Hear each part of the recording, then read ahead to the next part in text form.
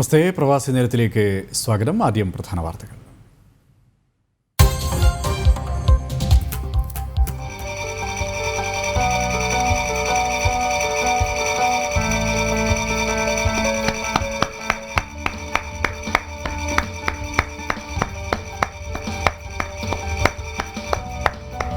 കാർഷിക ബിൽ പിൻവലിക്കില്ലെന്ന് വ്യക്തമാക്കി കേന്ദ്ര സർക്കാർ. കർഷകരുമായി ചർച്ചയ്ക്ക് തയ്യാർ.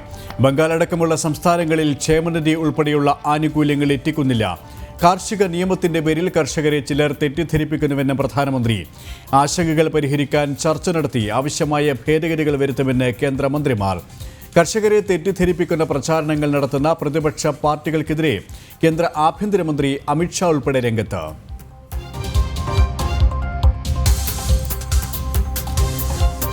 പ്രത്യേക നിയമസഭാ സമ്മേളനം വേണമെന്ന സർക്കാർ നിലപാടിൽ അതൃപ്തി അറിയിച്ച് ഗവർണർ. മന്ത്രിമാരും ഗവർണറുമായി കൂടിക്കാഴ്ച. സർക്കാർ നിലപാട് അറിയിച്ചു. ഗവർണറുടേത് പോസിറ്റീവായ സമീപനമെന്ന മന്ത്രിമാർ. കേന്ദ്രമന്ത്രി വി മുരളീധരനും ഗവർണറുമായി കൂടിക്കാഴ്ച നടത്തി. ഗവർണർ സംഘപരിവാർ അജണ്ട നടപ്പാക്കുന്നുവെന്ന് CPI മുഖപത്രം.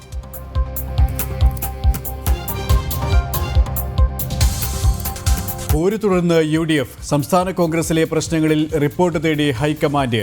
ACC general secretary Tariq Anwar Kerala നേതാക്കളുടെ അഭിപ്രായം തേടും.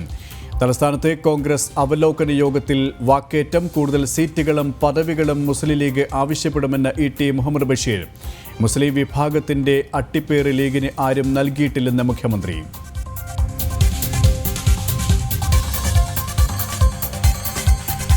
ചലച്ചിത്ര നടൻ അനിൽ നെടുമങ്ങാട് മുങ്ങി മരിച്ചു. അപകടം തൊടുപുഴ മലങ്കര ഡാമിൽ കുളിക്കുന്നതിനിടെ നഷ്ടമായിട്ട് മലയാള സിനിമയ്ക്ക് മറക്കാനാകാത്ത വേഷങ്ങൾ സമ്മാനിച്ച പ്രതിഭ.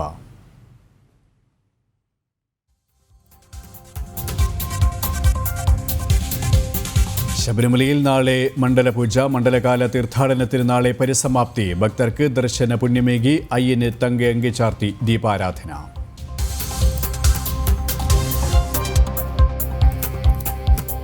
പാലക്കാട്ട് വീണ്ടും ദുരഭിമാന കൊല. തേങ്കുറിശ്ശി സ്വദേശിയായ യുവാവിനെ വെട്ടിക്കൊന്നു. യുവാവിനെ കൊലപ്പെടുത്തിയത് വിവാഹം കഴിച്ച പെൺകുട്ടിയുടെ ബന്ധുക്കൾ.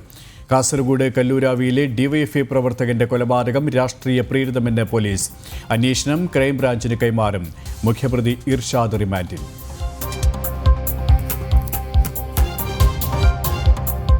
ഓസ്ട്രേലിയക്കെതിരായ ബോക്സിംഗ് ഡേ ടെസ്റ്റിനുള്ള ഇന്ത്യൻ ടീമിനെ പ്രഖ്യാപിച്ചു. ശുഭ്മാൻ ഗില്ലും മുഹമ്മദ് സിറാജും അരങ്ങേറ്റം കുറിക്കും.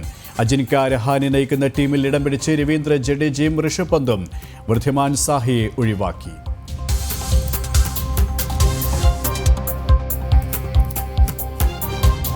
വിശദമായ വാർത്തയിലേക്ക്.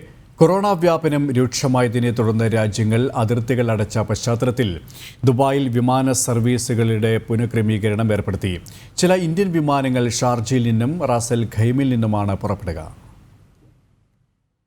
കൊറോണയുടെ പശ്ചാത്തലത്തിൽ ദുബായ് വിമാനത്താവളത്തിലെ യാത്രാ നിയന്ത്രണം മൂലം IndiGo, spice jet, air India express വിമാനങ്ങൾ ഷാർജ, റാസൽ ഖൈമ വിമാനത്താവളങ്ങളിലേക്ക് മാറ്റി. കൊച്ചി, കോഴിക്കോട്, തിരുവനന്തപുരം, കണ്ണൂർ വിമാനങ്ങളും മാറ്റിയവയിൽ ഉൾപ്പെടും. ഈ വിമാനങ്ങൾ ഇറങ്ങുന്നതും പുറപ്പെടുന്നതും ഷാർജ, റാസൽ ഖൈമ വിമാനത്താവളങ്ങളിലായിരിക്കും. മാറ്റങ്ങൾ യാത്രക്കാരെ നേരിട്ട് അറിയിക്കുമെന്നും വിമാന കമ്പനികൾ വ്യക്തമാക്കി. എത്ര ദിവസത്തേക്കാണ് നിയന്ത്രണം എന്നത് സംബന്ധിച്ച് വ്യക്തമാക്കിയിട്ടില്ലാത്തതിനാൽ യാത്ര ചെയ്യുന്നതിന് മുൻപായി ട്രാവൽ ഏജൻസികളുമായോ എയർലൈൻ ഓഫീസുമായോ ബന്ധപ്പെട്ട് ഉറപ്പുവരുത്തണം. ദുബായ്, ഷാർജ, അബുദാബി എന്നിവിടങ്ങളിൽ നിന്നുള്ള യാത്രക്കാർക്കായി സൗജന്യ ബസ് സർവീസും ഏർപ്പെടുത്തിയിട്ടുണ്ട്.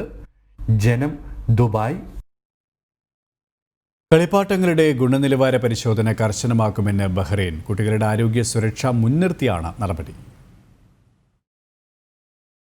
കളിപ്പാട്ടങ്ങൾ സുരക്ഷിതവും ആരോഗ്യത്തിന് ഹാനികരമല്ലെന്നും ഉറപ്പാക്കുന്നതിന്റെ ഭാഗമായി പരിശോധന കർശനമാക്കുമെന്ന് വ്യവസായ, വാണിജ്യ, ടൂറിസം മന്ത്രാലയത്തിലെ പ്രാദേശിക വിദേശ വിപണനകാര്യ assistant under secretary Sheikh Hamad bin Salman al Khalifa വ്യക്തമാക്കി. വിപണിയിൽ വിൽപ്പന നടത്തുന്ന കളിപ്പാട്ടങ്ങൾ ശരീരത്തിൽ മുറിവേൽപ്പിക്കാത്തതും നിർദ്ദിഷ്ട മാനദണ്ഡങ്ങൾ പാലിക്കുന്നതാണെന്നും ഉറപ്പാക്കും. 2021 ജൂൺ മുതൽ വിവിധ സ്ഥാപനങ്ങളിൽ നടത്തുന്ന പരിശോധന കർശനമാക്കാനാണ് തീരുമാനം. കുട്ടികളുടെ സുരക്ഷ ഉറപ്പാക്കുന്നതിന്റെ ഭാഗമായി കഴിഞ്ഞ വർഷങ്ങളിൽ സ്ഥാപനങ്ങളിൽ നടത്തിയ പരിശോധനയിൽ 11,000 കളിപ്പാട്ടങ്ങൾ പിൻവലിച്ചതായും അദ്ദേഹം ചൂണ്ടിക്കാട്ടി. അബദ്ധവശാൽ കുട്ടികൾ കളിപ്പാട്ടം വിഴുങ്ങിപ്പോയാൽ അത് ആന്തരികാവയവങ്ങളുടെ പ്രവർത്തനത്തെ ബാധിക്കാത്ത വിധം വിഷപദാർത്ഥങ്ങൾ അടങ്ങിയിട്ടില്ലെന്ന് ഉറപ്പാക്കും. ഇത്തരത്തിലുള്ള 97,000 കളിപ്പാട്ടങ്ങൾ പിടിച്ചെടുക്കുകയും കണ്ടുകെട്ടുകയും ചെയ്തതായി അദ്ദേഹം കൂട്ടിച്ചേർത്തു. സൂരജ് കുലശേഖരം, ജനം, ബഹ്റൈൻ. തിരുപ്പിറവിയെ വരവേറ്റ് ലോകം.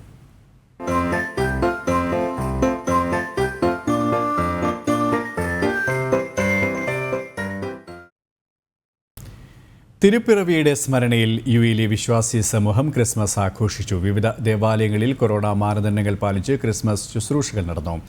മുൻകൂട്ടി രജിസ്റ്റർ ചെയ്തവർക്ക് മാത്രമായിരുന്നു പ്രവേശനം.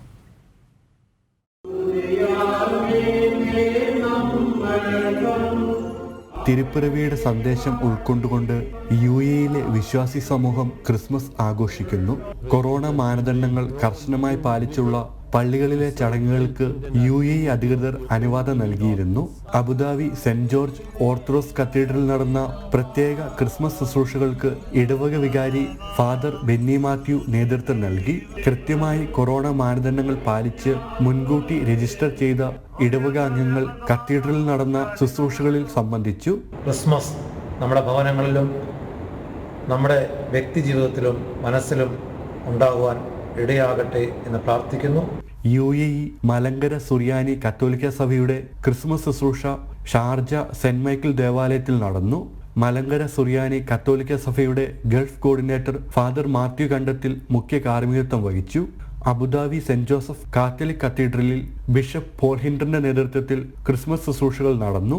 ദുബായ് സെന്റ് മേരീസ് കത്തോലിക്ക ദേവാലയത്തിലും ക്രിസ്മസ് ശുശ്രൂഷകൾ ഉണ്ടായിരുന്നു. രാജ്യത്തിന്റെ വിവിധ മേഖലകളിൽ നിന്നുള്ള വിശ്വാസികൾ ശുശ്രൂഷകളിൽ പങ്കെടുത്തു.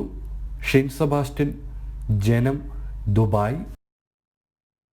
ക്രിസ്മസ് ആഘോഷമാക്കി അലൈനിലെ ഭവൻസിന് കീഴിലുള്ള സ്കൂളുകൾ. ഓൺലൈനായി നടന്ന ആഘോഷത്തിൽ വിദ്യാർത്ഥികളും രക്ഷിതാക്കളും അധ്യാപകരും പങ്കെടുത്തു.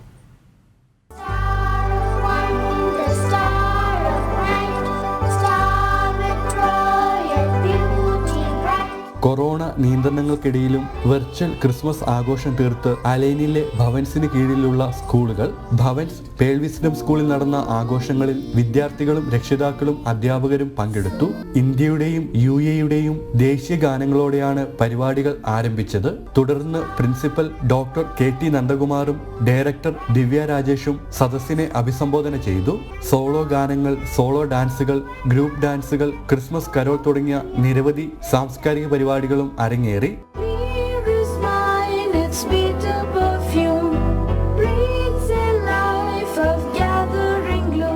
ആക്ടിവിറ്റി കോർഡിനേറ്റർ റിഷ്യ പരിപാടികൾക്ക് നേതൃത്വം നൽകി.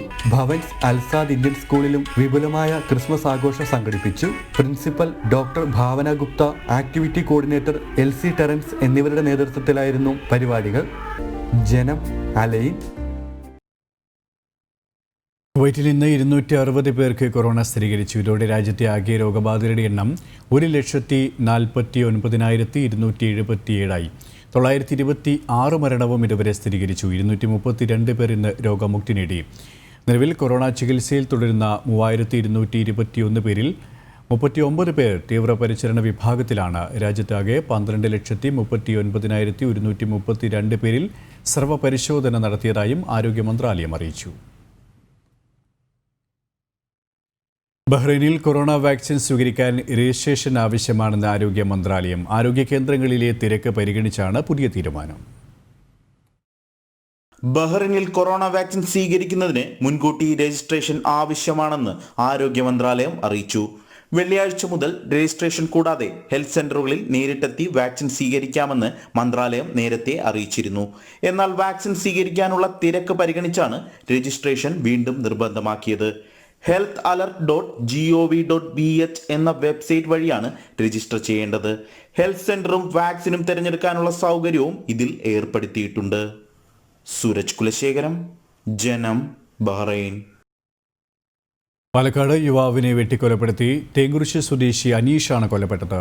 ദുരഭിമ കൊലയെന്ന് പോലീസ് പറഞ്ഞു. അനീഷിന്റെ ഭാര്യയുടെ അച്ഛനും അമ്മാവനുമാണ് കൊലപാതകത്തിന് പിന്നിലെന്നും പോലീസ് വ്യക്തമാക്കി. 3 മാസം മുമ്പായിരുന്നു അനീഷിന്റെ വിവാഹം. അമ്മാവൻ സുരേഷ് കസ്റ്റഡിയിലായതായാണ് സൂചന. വിശദാംശങ്ങളുമായി അരുൺ ആലത്തൂർ ചേരുകയാണ്. അരുൺ, ഈ കൊലപാതകവുമായി ബന്ധപ്പെട്ട് പോലീസ് നൽകുന്ന വ്യക്തത എങ്ങനെയാണ്? സുരേഷ്, ഇന്ന് വൈകിട്ട് 6:30 നാടിനെ നടുക്കിയ ഈ ഒരു അരും കൊല നടന്നത്. തെൻകുറിശി എലമന്നം സ്വദേശിയായ അനീഷാണ് കൊല്ലപ്പെട്ടത്. 3 മാസം മുൻപ് അനീഷ് ഹരിത എന്ന പെൺകുട്ടിയെ പ്രണയിച്ച് വിവാഹം കഴിച്ചിരുന്നു. പെൺകുട്ടിയുടെ അച്ഛനും അമ്മാവനുമാണ് കൊലപാതകത്തിന് പിന്നിലെന്നാണ് പോലീസ് പറയുന്നത്.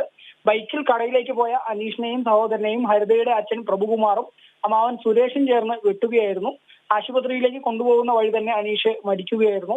വിവാഹശേഷം നിരവധി തവണ ഹരിതയുടെ ബന്ധുക്കൾ അനീഷിനെ ഭീഷണിപ്പെടുത്തിയിരുന്നുവെന്ന് അനീഷിന്റെ കുടുംബാംഗങ്ങൾ പറയുന്നുണ്ട്. ഏതായാലും ഹരിതയുടെ അമ്മാവൻ സുരേഷ് ഇപ്പോൾ പോലീസിന്റെ കസ്റ്റഡിയിലായെന്നുള്ള വിവരങ്ങളാണ് ലഭിക്കുന്നത്. അതേസമയം തന്നെ അച്ഛൻ പ്രഭുകുമാറിനായുള്ള തിരച്ചിൽ ഊർജിതമാക്കിയതായി പോലീസ് വ്യക്തമാക്കിയിട്ടുണ്ട്. ശരി, അരുൺ ആലത്തൂരാണ് വിശദാംശങ്ങൾ നൽകിയത്. നടൻ അനിൽ നെടുമങ്ങാട് മുങ്ങിമരിച്ചു. തൊടുപുഴ മലങ്കര ഡാമിലാണ് അപകടം. 48 വയസ്സായിരുന്നു. ഷൂട്ടിങ്ങിന് വേണ്ടിയാണ് തൊടുപുഴയിലെത്തിയത്. രക്ഷാപ്രവർത്തകർ കരക്കെത്തിച്ച് ആശുപത്രിയിലേക്ക് കൊണ്ടുപോകും വഴിയായിരുന്നു മരണം. കുളിക്കാനിറങ്ങിയപ്പോൾ കയത്തിൽപ്പെടുകയായിരുന്നു. ആശുപത്രിയിൽ എത്തിച്ചപ്പോഴേക്ക് മരണം സംഭവിച്ചിരുന്നു. 48 വയസ്സാണ്. ഞാൻ സ്റ്റീവ് ലോപ്പസ്, കമ്മട്ടിപ്പാടം, പൊറിഞ്ചു മറിയം ജോസ്, അയ്യപ്പനും കോശിയും എന്നിവയാണ് പ്രധാന ചിത്രങ്ങൾ. പാവാട, ആമി, ആഭാസം, ക്രിസ്മസ് എന്നീ ചിത്രങ്ങളിലും അഭിനയിച്ചു. ജോജു നായകനാകുന്ന പുതിയ ചിത്രത്തിന്റെ ഷൂട്ടിങ്ങിനായാണ് അനിൽ തൊടുപുഴയിലെത്തിയത്. ഷൂട്ടിംഗ് വേളയിൽ അദ്ദേഹം സുഹൃത്തുക്കൾക്കൊപ്പം കുളിക്കാനിറങ്ങുകയായിരുന്നു. ജലാശയത്തിലെ കയത്തിലേക്ക് വീണാണ് മരണം സംഭവിച്ചത്. ഞങ്ങൾ ഷൂട്ടിലായിരുന്നു ഉണ്ടായിരുന്നത്. 2 സുഹൃത്തുക്കളുമായി ഇവിടെ അടുത്തുള്ള മലങ്കര ഡാമിൻ്റെ സമീപപ്രദേശത്ത് കുളിക്കാൻ പോയതായും അതിനുശേഷം ഒഴുക്കിൽപ്പെട്ടതായിട്ടാണ് ഞങ്ങൾക്ക് അറിയാൻ കഴിഞ്ഞിട്ടുള്ളത്. ഞങ്ങളിപ്പോൾ ഹോസ്പിറ്റലിലാണുള്ളത്. എൻ്റെ വിശദമായ വിവരങ്ങൾ അറിഞ്ഞു വരുന്നതേ ഉള്ളൂ. കമ്മട്ടിപ്പാടം, അയ്യപ്പനും കോശിയും, പാപം ചെയ്യാത്തവർ കല്ലറയട്ടെ എന്നീ സമീപകാല ചിത്രങ്ങളിൽ അദ്ദേഹം മികച്ച പ്രകടനം നടത്തിയിരുന്നു. വൈകിട്ട് 5:30 അപകടമുണ്ടായത്. മലങ്കര ടൂറിസ്റ്റ് ഹബിലാണ് അപകടം. മലങ്കര ഡാമിൽ പലയിടത്തും ആഴത്തിലുള്ള കുഴികളുണ്ട്. ഇതിലൊന്നിലേക്ക് മുങ്ങിപ്പോയതാകാം എന്നാണ് സൂചന. അനിലിനെ കാണാതായതിനെ തുടർന്ന് ഒപ്പമുണ്ടായിരുന്നവരും നാട്ടുകാരും ചേർന്ന് തിരഞ്ഞു കണ്ടെത്തി തൊടുപുഴയിലെ സ്വകാര്യ ആശുപത്രിയിൽ എത്തിച്ചെങ്കിലും ഇതിനോടകം മരണം സംഭവിച്ചിരുന്നു. മൃതദേഹം തൊടുപുഴ ജില്ലാ ആശുപത്രിയിലേക്ക് മാറ്റി. സച്ചി സംവിധാനം ചെയ്ത അയ്യപ്പനും കോശിയും എന്ന ചിത്രത്തിലെ സിഐയുടെ റോളിൽ മികച്ച പ്രകടനം നടത്തിയ അനിൽ പ്രേക്ഷക പ്രശംസ പിടിച്ചുപറ്റിയിരുന്നു. അന്തരിച്ച സംവിധായകൻ സച്ചിയുടെ ജന്മദിനമായ ഇന്ന് അദ്ദേഹത്തിന് അനുശോചനം നേർന്ന് മണിക്കൂറുകൾക്ക് മുമ്പ് അനിൽ ഫേസ്ബുക്കിൽ പോസ്റ്റിട്ടിരുന്നു. ജനം, കൊച്ചി. കർഷക സംഘടനകളുമായി എല്ലാവിധ ചർച്ചകൾക്കും തയ്യാറാണെന്ന് പ്രധാനമന്ത്രി നരേന്ദ്രമോദി. പുതിയ കാർഷിക നിയമത്തിലൂടെ കർഷകരുടെ ഭൂമി നഷ്ടമാകുമെന്ന പ്രചാരണം അടിസ്ഥാനരഹിതമാണെന്ന് 6 സംസ്ഥാനങ്ങളിലെ കർഷകരുമായി സംവദിക്കവേ പ്രധാനമന്ത്രി നരേന്ദ്രമോദി വ്യക്തമാക്കി. കർഷകരുടെ ഉന്നമനം മാത്രമാണ് സർക്കാരിന്റെ ലക്ഷ്യം. കേരളത്തിൽ MPMCകളും നിയന്ത്രിത ചന്തകളും രൂപീകരിക്കാത്തവരാണ് ഇപ്പോൾ ഇതിനായി രംഗത്ത് വന്നിരിക്കുന്നതെന്നും പ്രധാനമന്ത്രി ചൂണ്ടിക്കാട്ടി.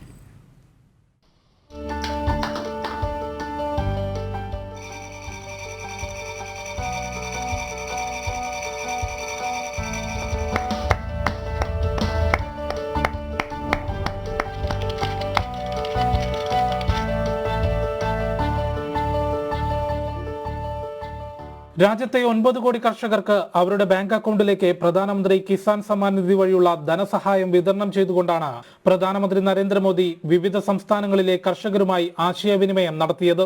കിസാൻ സമ്മാൻ നിധി ഉൾപ്പെടെയുള്ള കേന്ദ്ര പദ്ധതികളുടെ ഗുണം ബംഗാളിലെ കർഷകരിലേക്ക് എത്തിക്കാതെ മമതാ ബാനർജി സർക്കാർ രാഷ്ട്രീയം കളിക്കുകയാണ്. പുതിയ നിയമങ്ങൾ കാരണം കർഷകരുടെ ഭൂമി നഷ്ടമാകുമെന്ന പ്രചരണം അടിസ്ഥാനരഹിതമാണെന്നും കർഷകരെ തെറ്റിദ്ധരിപ്പിക്കുന്നത് പ്രതിപക്ഷം അവസാനിപ്പിക്കണമെന്നും പ്രധാനമന്ത്രി ആവശ്യപ്പെട്ടു. താങ്ങുവില സമ്പ്രദായം അവസാനിപ്പിക്കില്ലെന്നും പ്രാദേശിക ചന്തകൾ നിലനിർത്തുമെന്നും ഉറപ്പു നൽകിയ നരേന്ദ്രമോദി പുതിയ കാർഷിക നിയമങ്ങൾ പിൻവലിക്കില്ലെന്നും ആവർത്തിച്ചു.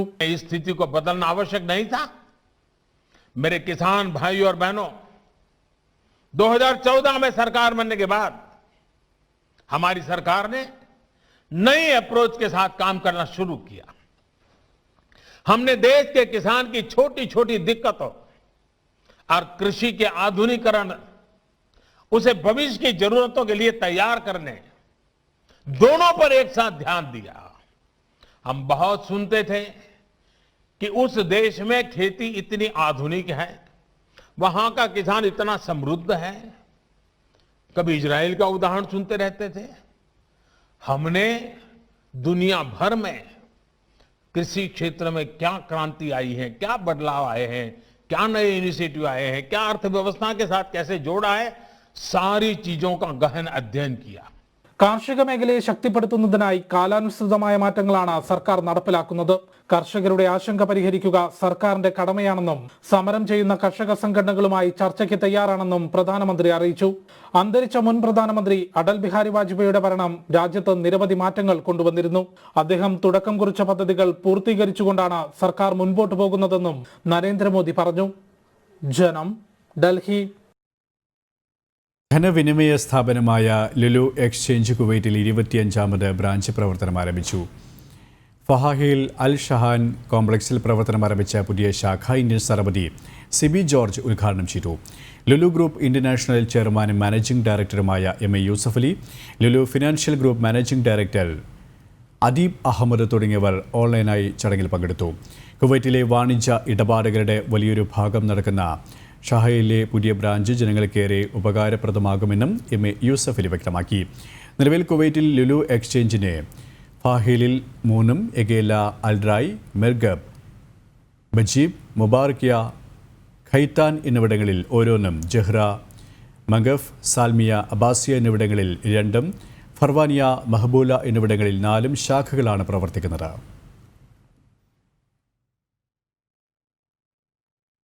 Nair service society Kuwait calendar പുറത്തിറക്കി. ലുലു എക്സ്ചേഞ്ച് ബജീജ് ഓഫീസിൽ നടന്ന ചടങ്ങിൽ Lulu exchange Kuwait general manager Shaiju Mohandas calendar പ്രകാശനം ചെയ്തു.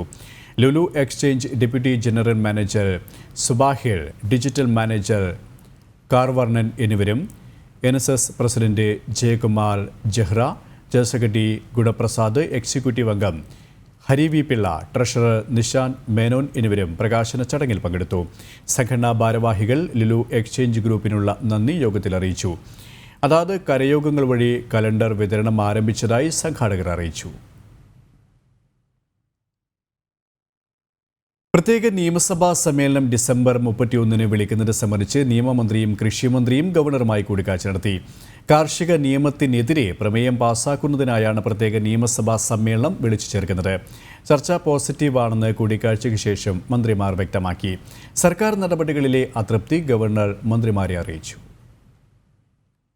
പ്രത്യേക നിയമസഭാ സമ്മേളനം ചേരുന്നതിലെ അടിയന്തര സ്വഭാവം സർക്കാരിന് ബോധ്യപ്പെടുത്താനായില്ലെന്ന മന്ത്രിമാരുമായുള്ള കൂടിക്കാഴ്ചയിൽ ഗവർണർ പറഞ്ഞു. പോലീസ് നിയമ ഭേദഗതി, തദ്ദേശ വാർഡ് വിഭജനം എന്നിവ ഓർഡിനൻസ് ഇറക്കി പിൻവലിച്ചതും ഗവർണർ ഓർമ്മിപ്പിച്ചു. അതേസമയം ഓർഡിനൻസ് പിൻവലിക്കാനുള്ള സാഹചര്യം മന്ത്രിമാർ ഗവർണറോട് വിശദീകരിച്ചു. ഗവർണറെ വിശ്വാസത്തിലെടുത്ത് മാത്രമേ സർക്കാർ പ്രവർത്തിക്കൂവെന്നും മന്ത്രിമാർ ഉറപ്പു നൽകി. ഗവർണറുമായുള്ള കൂടിക്കാഴ്ച സംബന്ധിച്ച മുഖ്യമന്ത്രിയുമായി മന്ത്രിമാർ ചർച്ച ചെയ്യും. വളരെ പോസിറ്റീവായിട്ടുള്ള സമീപനമാണ് ഗവർണർ എടുത്തത്. ഒരു രൂപത്തിലും ഗവൺമെന്റിന്റെ പ്രവർത്തനത്തെ ബുദ്ധിമുട്ടാക്കുന്ന രൂപത്തിൽ യാതൊന്നും അദ്ദേഹത്തിന്റെ ഭാഗത്തുനിന്ന് ഉണ്ടായിട്ടില്ല, ഉണ്ടാകാൻ ഉദ്ദേശിക്കുന്നുമില്ല, ഉണ്ടാവുകയില്ല എന്നുള്ള കാര്യത്തെ സംബന്ധിച്ച് കൃത്യമായി അദ്ദേഹം സൂചിപ്പിച്ചിട്ടുണ്ട്. 31 സമ്മേളനത്തെ സംബന്ധിച്ച് ഗവർണറാണ് തീരുമാനിക്കേണ്ടത്. ഡിസംബർ 23 പ്രത്യേക നിയമസഭാ സമ്മേളനം ചേരാനുള്ള അനുമതി നിഷേധിച്ചതിന് പിന്നാലെയാണ് 31 പ്രത്യേക സമ്മേളനം ചേരാനുള്ള അനുമതി വേണമെന്നാവശ്യപ്പെട്ട സർക്കാർ വീണ്ടും ഗവർണറെ സമീപിച്ചത്. നേരത്തെ കത്തിലൂടെ ഗവർണറെ വിഷയം അറിയിച്ചെങ്കിലും ക്രിസ്മസ് ദിനത്തിൽ കേക്കുമായാണ് നിയമമന്ത്രി AK ബാലനും കൃഷിമന്ത്രി VS സുനിൽകുമാറും ഗവർണറെ നേരിട്ട് കണ്ടത്. ജനം, തിരുവനന്തപുരം. അയ്യപ്പന്മാരുടെ മനം നിറച്ച് ശബരീശന് തങ്കഅങ്കി ചാർത്തി ദീപാരാധന. 41 ദിവസം നീണ്ട വ്രതകാലത്തിന് സമാപനം കുറിച്ച് നാളെ മണ്ഡലപൂജ നടക്കും.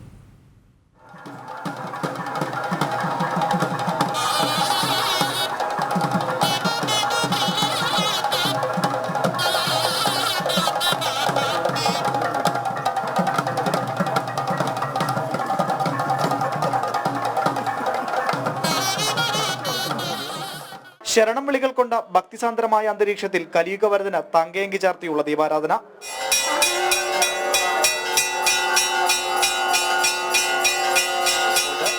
ഇരുപത്തിരണ്ടാം തീയതി ആറന്മുളയിൽ നിന്നും പുറപ്പെട്ട തങ്കയങ്കി ഘോഷയാത്ര ഇന്ന് 5:30 ശരംകുത്തിയിലെത്തി.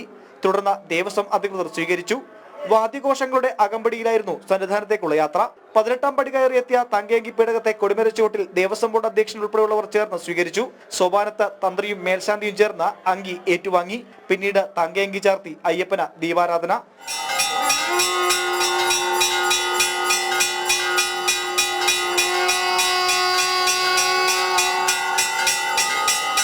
മണ്ഡലകാലത്തിന്റെ സമാപനം കുറിച്ചുള്ള മണ്ഡലപൂജ നാളെ 11:40-നും 12:20-നും മധ്യയുള്ള മിഥുനൻ രാശിയിൽ നടക്കും.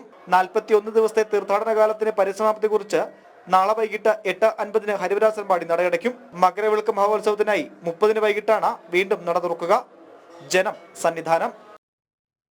സംസ്ഥാനത്ത് കൊറോണ ടെസ്റ്റ് പോസിറ്റിവിറ്റി നിരക്ക് വീണ്ടും 11-ന് മുകളിൽ. ഇന്ന് 5397 പേർക്കാണ് കൊറോണ സ്ഥിരീകരിച്ചത്. 4506 പേർ രോഗമുക്തി നേടി. 16 മരണവും സ്ഥിരീകരിച്ചു. രാജസ്ഥാനിലെ ജയ്പൂരിൽ സഹപ്രവർത്തകയെ അപമാനിക്കുന്നത് തടയാൻ ശ്രമിക്കുന്നതിനിടെ ക്രൂരമായ മർദ്ദനമേറ്റ് ചികിത്സയിലായിരുന്ന മാധ്യമപ്രവർത്തകൻ മരിച്ചു. ജയ്പൂരിലെ മാധ്യമപ്രവർത്തകൻ അഭിഷേക് സോണിയാണ് മരിച്ചത്. ഡിസംബർ 8-നായിരുന്നു അക്രമം അരങ്ങേറിയത്. അഭിഷേകിനൊപ്പമുണ്ടായിരുന്ന മാധ്യമപ്രവർത്തകയെ റോഡിൽ വെച്ച് 3 പേർ ആക്രമിക്കുകയായിരുന്നു. ഇതിനെ ചെറുക്കുന്നതിനിടയിലാണ് അഭിഷേകിന് മർദ്ദനമേറ്റത്. പ്രതികളെ തിരിച്ചറിഞ്ഞുവെങ്കിലും ഒരാളെ മാത്രമാണ് പോലീസ് ഇതുവരെ പിടികൂടിയത്. മറ്റ് 2 പേർ ഒളിവിലാണ്. പോലീസിൻ്റേത് കുറ്റകരമായ അനാസ്ഥയാണെന്ന് BJP ആരോപിച്ചു. പ്രതികളെ സംരക്ഷിക്കാനാണ് നീക്കമെന്ന് അഭിഷേകിൻ്റെ കുടുംബവും കുറ്റപ്പെടുത്തി.